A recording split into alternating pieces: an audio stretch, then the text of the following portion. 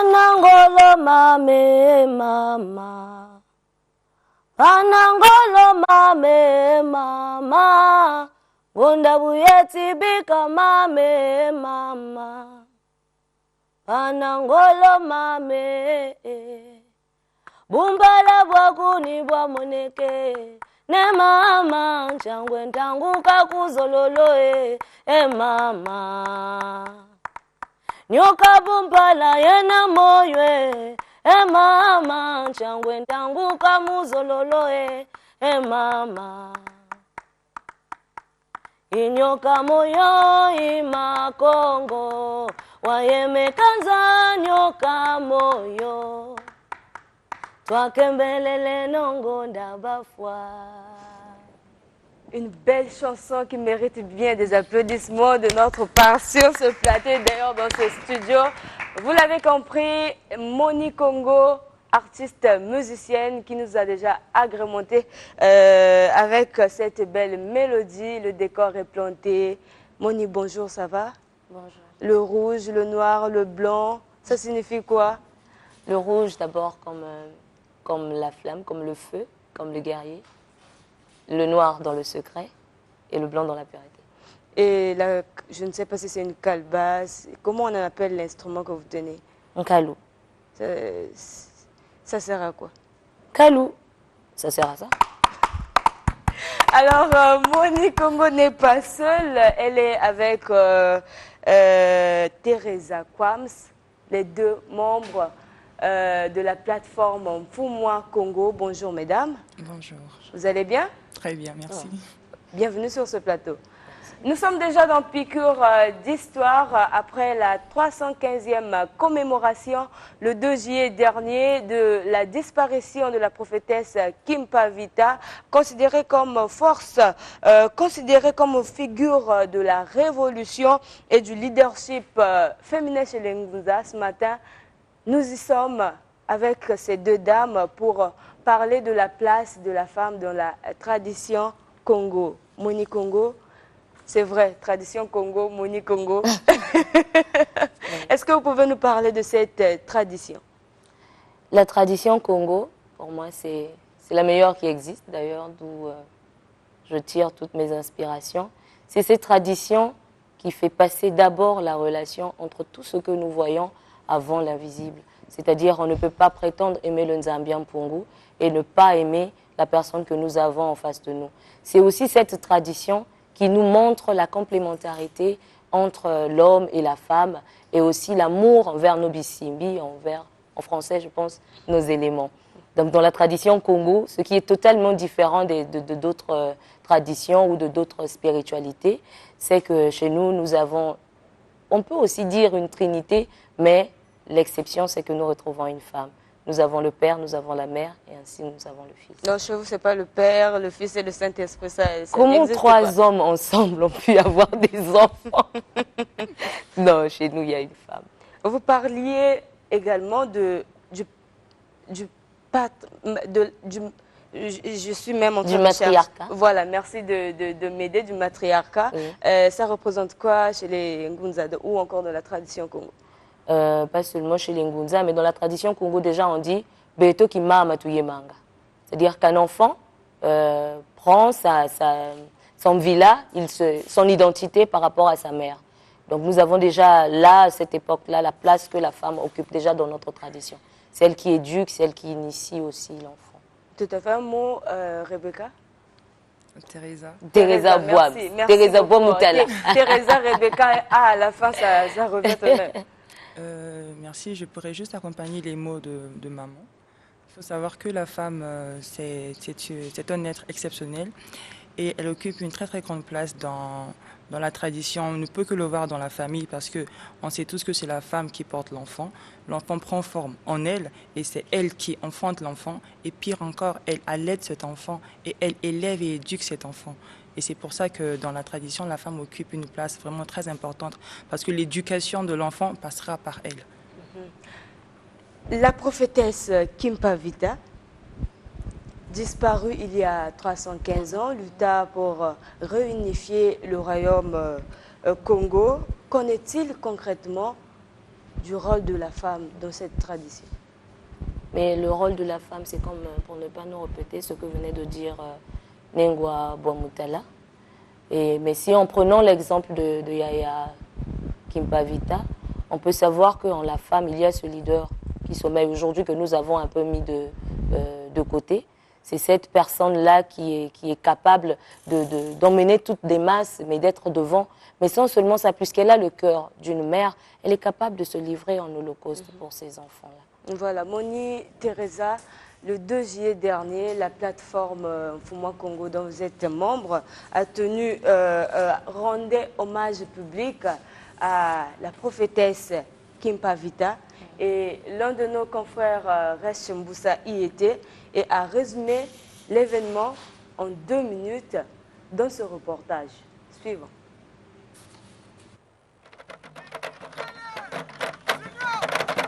Ils étaient nombreux à prendre d'assaut l'esplanade du lycée Pierre-Savognon de Brazza pour ce culte commémorant le 315e anniversaire de la disparition de la prophétesse Kimpavita. Les adeptes Ngunza ont, au cours de ce culte, suivi un message sur la vie de celle qu'ils considèrent comme un leader au regard de son combat sur le retour à l'authenticité de l'homme noir. C'est pour rendre immortelle notre déesse Kimpavita, et surtout afin qu'elle demeure à jamais dans nos mémoires. Kimpavita, c'est déjà le symbole même du leader parfait. C'est quelqu'un qui s'est mis en avant pour réunifier tout un royaume, mais quelqu'un qui s'est livré aussi en holocauste, parce qu'il faut le dire que Kimpavita, c'est pas parce qu'elle manquait de pouvoir, parce qu'elle manquait de force qu'elle a été mise au bûcher, mais c'était tout simplement pour l'accomplissement des promesses d'une Zambien pour nous. Donc oui, c'est un bon leader, c'est celui qui passe en avant ceux qui viennent après lui. Kimpavita, aujourd'hui, c'est le symbole de la révolution de leadership féminin africain. Tous les Africains peuvent se référer à Yaya Kimpavita.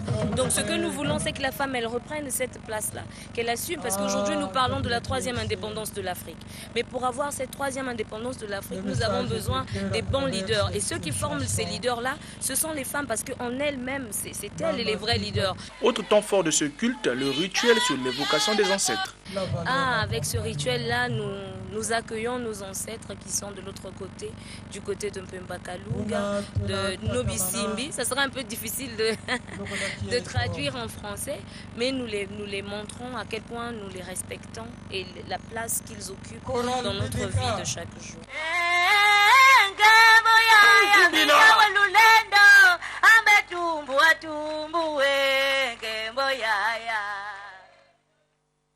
Voilà, Teresa, réaction à propos?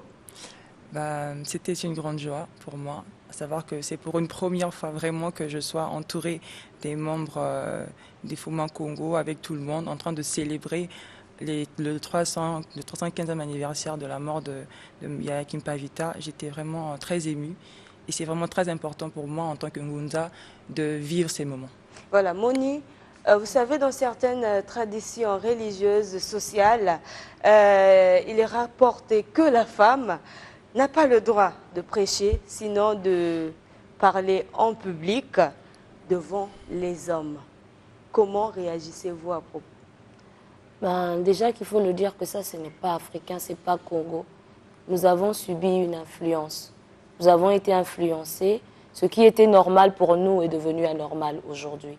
Chez les Congos, dans la tradition africaine, la femme, comme on venait de le dire dès le départ, occupe une place très importante. C'est elle qui vous porte. À la naissance, le premier contact que vous avez, c'est avec votre mère. Donc si elle doit vous mettre dans une certaine fausseté, c'est elle qui le fait. Papa n'a pas tout le temps l'enfant à ses côtés. Et chez les Ngunza, ce n'est pas du tout le cas. Mais si on remonte encore plus loin dans notre histoire, toutes les références Congo, nous avons toujours la place d'une femme. D'ailleurs, dans le royaume Congo, nous avons 3 ancêtres principaux, d'où sont issues toutes les familles Congo. Nous avons Kulumpanzu, Kulunsaku et Kulunzinga. Et Kulunzinga, c'était la femme. Okay. Et ce n'est que par la lignée de Kulunzinga que pouvaient sortir ceux qui devaient être rois, ceux qui devaient être élus Ntinu. Donc ça veut dire qu'elle avait déjà la place de la royauté, était occupée par une femme. Notre ancêtre que nous vénérons, toute cette lignée-là, c'était une femme. Mais aujourd'hui, s'il y a des gens qui se lèvent pour dire que la femme n'a pas sa place, on leur demande tout simplement de remonter l'histoire pour comprendre à quel niveau ils sont tombés. La femme occupe une place importante dans la tradition Congo. Est-ce que ce rôle devrait-il s'élargir au reste du monde? Mais exactement, exactement. Dernièrement, pendant la rencontre du 2 juillet, je l'ai dit dans mon intervention. Aujourd'hui, l'Afrique est en train de se battre pour sa 3e indépendance. Parce qu'il faut le dire, mentalement, nous avons encore certains blocages. On n'est pas encore totalement indépendant. Pourquoi? Parce que vous éduquez un peuple avec une langue, une histoire qui n'est pas vraiment la leur. Et nous subissons ces influences telles que celle-là. Comment si la femme n'enseigne pas les enfants? Je disais même, je prenais un exemple, lorsque vous avez un enfant, que vous n'arrêtez pas de lui dire « tu es nul, tu es bête, tu vas vraiment rien faire de ta vie. Tu vois, l'enfant de monsieur Intel, il est plus intelligent que toi. » Cet enfant-là reçoit déjà une frustration. Cet enfant ne peut pas, il est même limité. Il se dit, ben, je suis bête, je sais que je ne peux pas. Maman m'a dit que je ne peux pas, papa m'a dit que je ne peux pas. Surtout quand c'est maman qui le lui dit. Parce que pour lui, maman a toujours raison. Et quand l'enfant grandit, il est incapable de créer. Nous avons un manque de leader à cause de ce genre d'erreur-là. Donc oui, dans le monde entier, nous avons besoin de ça. Parce que l'humanité, c'est nous, les femmes. Teresa, Comme l'a dit maman, il n'y a pas de tabou à ce que la femme soit, par exemple, présidente de la République. non. Ah, ce sera super. Ce Je sera la pense qu'on bienvenue. aura un petit déjeuner gratuit. Ce sera la bienvenue. Le cœur d'une mère reste le cœur d'une mère. Et tant que les gens ne vont pas comprendre que la femme doit reprendre sa place, non pas seulement dans la tradition, mais aussi dans notre société moderne, les choses ne vont pas changer. Parce que c'est vraiment à elle comment dirais-je, c'est vraiment à elle de pouvoir donner une éducation par amour avec le cœur. Mais si aujourd'hui, nos mamans, déjà, nous voyons avec notre société d'aujourd'hui comment est-ce que les enfants sont devenus aujourd'hui. Mais c'est pas de la faute des enfants. C'est parce qu'il manque une éducation. Mais cette éducation vient d'où? Et même les femmes qui éduquent les enfants aujourd'hui, elles éduquent les enfants en partant de quelle culture? C'est vraiment ça qui nous manque aujourd'hui. Merci pour ces réactions ou encore ces propositions d'idées. Merci d'être passé sur ce plateau ce matin. Et encore, j'ai été émerveillée de votre présence. Je vous souhaite simplement un bon dimanche. Merci. Et j'espère aussi que ce n'est pas une dernière fois. Non, ce n'est pas une dernière fois, plateau. mais je voulais vraiment ajouter quelque chose avant de s'en aller. Tout à l'heure, je disais, si nous avons une femme présidente du Congo, nous allons avoir tous le petit déjeuner chaque matin. Pourquoi? Parce que la mère, c'est toujours celle qui veut. Elle veut toujours donner. Elle attend moins en retour. Nous allons souvent dans des églises, souvent chez les Ngunza, il y a un peu cette confusion-là, où vous arrivez, vous allez voir la femme assise à même le sol et le mouta assis sur une chaise.